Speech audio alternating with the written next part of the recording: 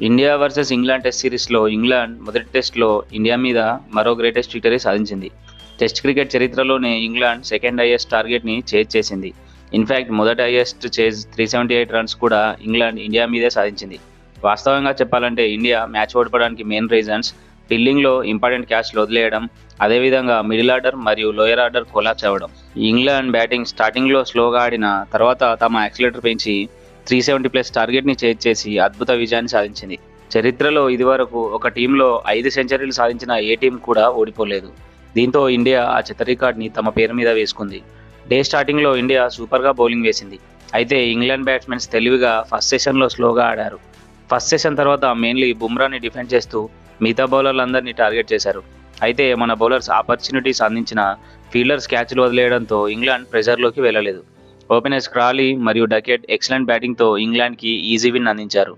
Duckett మన బౌలర్లందరినీ ఆటాడేసుకున్నాడు. క్రాలీతో కలిసి ఏకంగా 188 రన్స్ పార్ట్నర్షిప్ని అందించాడు. డకెట్ 149 రన్స్ సాధించి గేమ్ మొత్తాన్ని చేంజ్ చేశాడు. ఫస్ట్ ఇన్నింగ్స్లో 60+ రన్స్ సాధించిన డకెట్ సెకండ్ ఇన్నింగ్స్లో ఏకంగా 80+ స్ట్రైక్ రేట్తో 149 రన్స్ సాధించాడు. దీంతో ఇండియా మీద ఫోర్త్ ఇన్నింగ్స్లో భారీ ఇన్నింగ్స్ ఆడిన డకెట్ రికార్డ్ క్రియేట్ చేశాడు. ప్రతి ఒక్క బ్యాట్స్మెన్ తమ వంతు రన్స్ అందించగా రూట్ మరియు జేమీ స్మిత్ ఎక్సలెంట్ పార్ట్నర్షిప్తో మ్యాచ్ని ముగించేశారు. అంత పెద్ద టార్గెట్ని డే 5లో చేసి ఇంగ్లాండ్ రికార్డ్ క్రియేట్ చేసింది. అయితే సిరీస్ స్టార్టింగ్లో టీమిండియా ఏ విధంగా ఆడుతుందో అనుకున్నారు, కానీ మన టీం మాత్రం సూపర్ పర్ఫార్మెన్స్ అందించింది. ఇంగ్లాండ్తో సమానంగా ఆడుతూ గేమ్ని 5 డేస్ దాకా తీసుకొచ్చింది.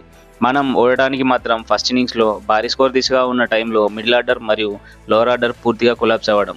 ఫస్ట్ ఇన్నింగ్స్లో 27 రన్స్ తేడాతో ఇండియా ఏకంగా 6 వికెట్లను కోల్పోయింది. దీంతో ఇండియాకి ఫస్ట్ ఇన్నింగ్స్లో 500+ స్కోర్ వస్తుందనుకుంటే 471 రన్స్కే ఆల్అౌట్ అయింది.